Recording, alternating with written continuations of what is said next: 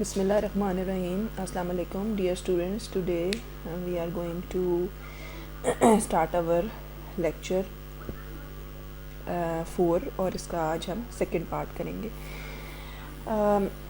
In today's lecture we are going to solve again linear system of equation, but today we are going to find the solution through inverse of some matrix. So first of all, let's define inverse of some matrix. There are some matrices which are invertible, or we can say that inverse of those matrices exist, but there are some matrices whose inverse does not exist. So the matrices whose inverse does not exist, we can say those are singular matrices, and whose inverse exist, or we can say the matrices are invertible, are said to be as non-singular matrix. So this definition 1.10 states that an n by n matrix A is called a non-singular or invertible matrix if there exists an n by n matrix B such that AB is equal to BA, and that is equal to IN. Such a B is called an inverse of A. और अगर ऐसा नहीं है, ऐसा कोई matrix exist नहीं करता B, तो फिर हम कहेंगे कि A is a singular matrix और non invertible. Let's see this example 10. Let me have some matrix A that contains 2, 3 and 2, 2, and B is some matrix -1, 3/2, 1 and -1. So these two matrices, as it is given that AB is equal to BA is equal to I2. Therefore we can conclude B is an inverse of A. So A matrix is 2/2 order and B matrix is also of 2/2 order. So if we multiply these two matrices through AB or through BA, then in both cases we get an identity matrix, and you know identity matrix of order 2 that contains first row will be 1 0 and second row will be 0 1. So if we multiply two matrices and we get the identity matrix as a result, then we can say that these two matrices are inverse of each other, right?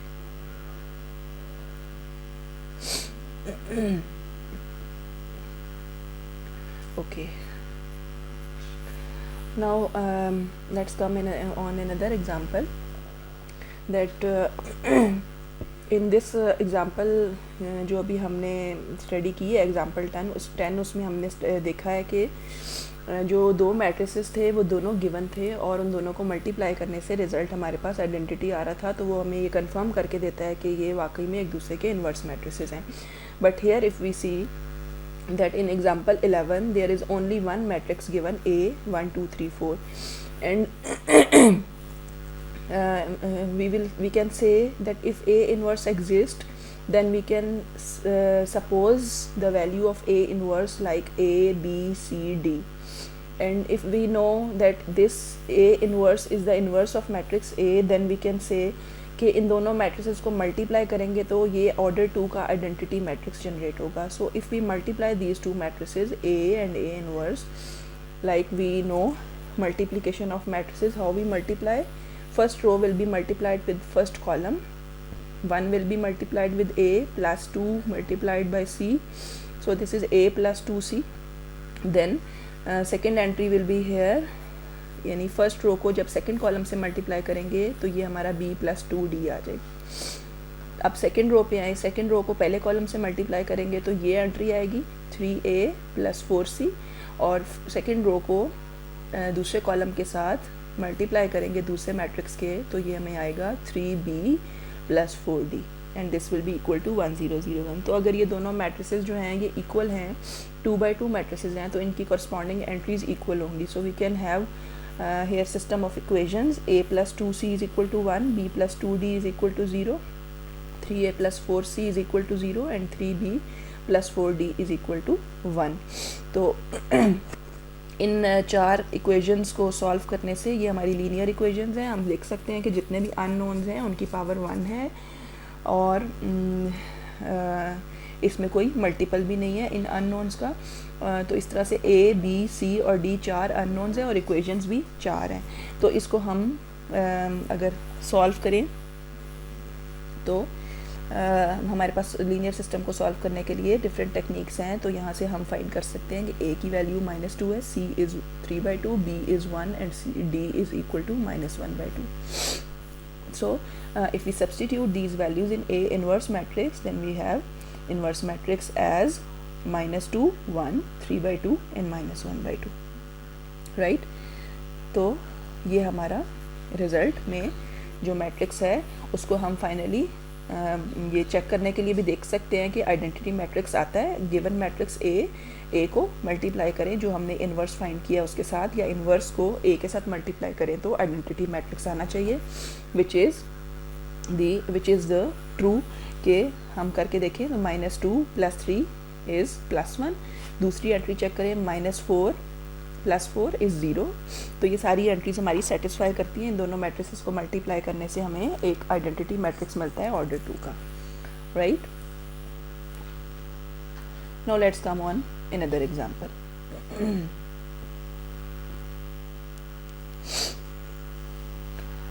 This is example 12, and in this example we can see in this example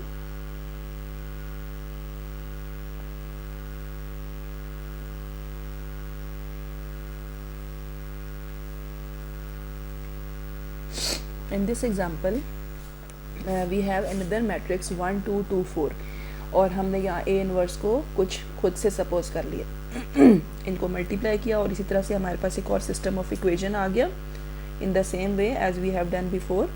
So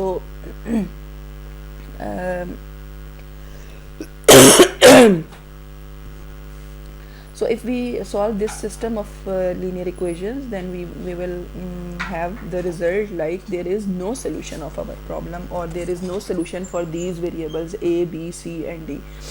Therefore we can say that A inverse जो हमने supposition ली है A B C D वो exist नहीं करता। Therefore ए जो given matrix है वो singular है, राइट।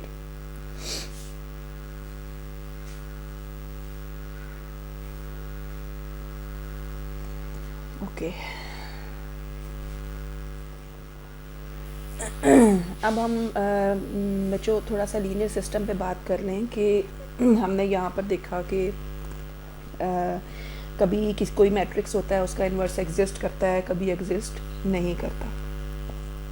तो इन दोनों केसेस में what is going on in the case of linear equations? So if we have A is n by n matrix, then the linear system Ax is equal to b is a system of n equation in n unknowns. Suppose that A is non-singular. Non-singular का मतलब क्या है कि उसका inverse exist करता है, and we can multiply Ax is equal to b by A inverse on both sides. तो हम अगर A इन्वर्स को दोनों साइड्स पर मल्टीप्लाई करें Ax is equal to b equation में, तो हमारे पास रिजल्ट आता है x is equal to A inverse b, ठीक है। यानी लेफ्ट साइड पर जब हमने A इन्वर्स के साथ मल्टीप्लाई किया तो A इन्वर्स और A मल्टीप्लाई होके I मैट्रिक्स आ गया, और ये order n by n order का है A मैट्रिक्स, तो इसलिए जो I है वो भी n बाई n ऑर्डर का होगा। तो इसलिए I n को जब x से मल्टीप्लाई करेंगे तो वो A इन्वर्स B के इक्वल होगा। और I आइडेंटिटी मैट्रिक्स जब किसी भी आप मैट्रिक्स से मल्टीप्लाई करें तो वही मैट्रिक्स जनरेट करता है, यानी आइडेंटिटी जो है वो ख़त्म हो जाती है। तो this will be x is equal to A inverse B। So in this case x is the solution of the given system, यानी जो हम मैट्रिक्स A को कह रहे हैं, A का अगर इन्वर्स एग्जिस्ट करता है तो जो इस सिस्टम का सोल्यूशन है that will be x, and x will be equal to A inverse B. Thus if A is non-singular we have a unique solution, right? यानी अगर हमारा इन्वर्स एग्जिस्ट करता है तो हमें एक यूनिक सोल्यूशन मिल जाएगा इस प्रॉब्लम का, ठीक है।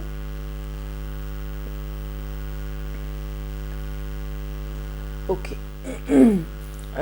ये हमने उस सिस्टम की बात की है जो नॉन होमोजीनियस है, यानी राइट साइड पर बी नॉन ज़ीरो था।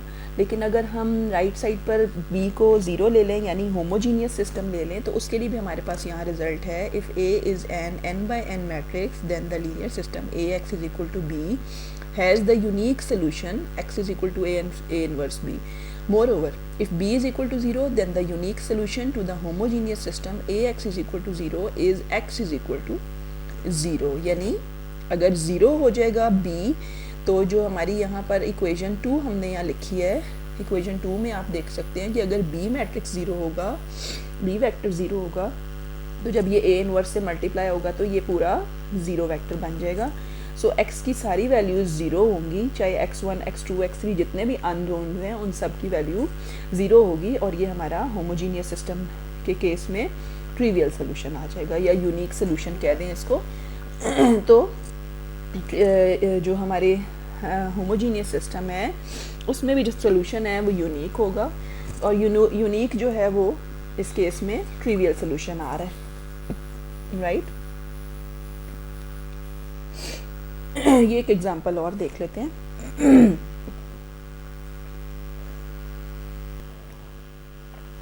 तो अब ये एग्जांपल एक और देख लेते हैं रिलेटेड टू लीनियर सिस्टम के. अभी हमने एक एग्जांपल की थी, एग्जांपल 11, तो उसमें ए मैट्रिक्स जो है वो गिवन था. तो वहाँ पे हमने उसका इन्वर्स मैट्रिक्स देखा था कि वो हमने वहाँ पे कंफर्म किया था कि वो ये वाला मैट्रिक्स है. तो अगर ये ए इन्वर्स मैट्रिक्स है and if b is given 8 6, then the solution to the linear system ax is equal to b is, अब b वेक्टर गिवन है और a इनवर्स b गिवन है, तो हम यहाँ से x लिख सकते हैं, x is equal to a inverse b is the solution of non homogeneous problem. क्योंकि नॉन होमोजीनियस क्यों है? क्योंकि b की वैल्यू नॉन ज़ीरो है. तो इन दोनों को इन्वर्स को मल्टीप्लाई करेंगे b मैट्रिक्स के साथ या b वेक्टर के साथ, तो ये हमारा रिजल्ट -10 और 9 आ जाएगा. इसी तरह से अगर b वेक्टर को चेंज कर दें, 10 और 20 दे दें, तो फिर क्या होगा, फिर x जो है उसकी वैल्यू डिफरेंट आ जाएगी. तो इस केस में भी जो हमने इससे पहले प्रॉब्लम अभी किया जिसमें x की वैल्यू हमारे पास -10 और 9 आ गई, यानी x1 और x2 दो वेरिएबल थे, इसमें दोनों की वैल्यूज़ सेपरेट सिंगल वैल्यूज़ आई हैं, तो यूनिक सोल्यूशन है. इसी तरह से जब हमने वेक्टर को चेंज कर दिया, 10 और 20 ले लिया, तो उस केस में भी ये जो रिज़ल्ट आया है x1 और x2 उसकी दो वैल्यूज़, x1 की एक वैल्यू और एक x2 की वैल्यू है, तो यूनिक सोल्यूशन आया है इस केस में भी हमारा, right. So we can say in case of matrices कि अगर कोई मैट्रिक्स जो है वो नॉन सिंगुलर है या हम कहें कि इन्वर्टेबल है, उसका इन्वर्स एग्जिस्ट करता है, तो हमारा जो भी नॉन होमोजीनियस सिस्टम है या होमोजीनियस सिस्टम है, दोनों का यूनिक सोल्यूशन आएगा. तो इसमें होमोजीनियस के केस में वो यूनिक सोल्यूशन ट्रिवियल सोल्यूशन होगा, right. That's and for now.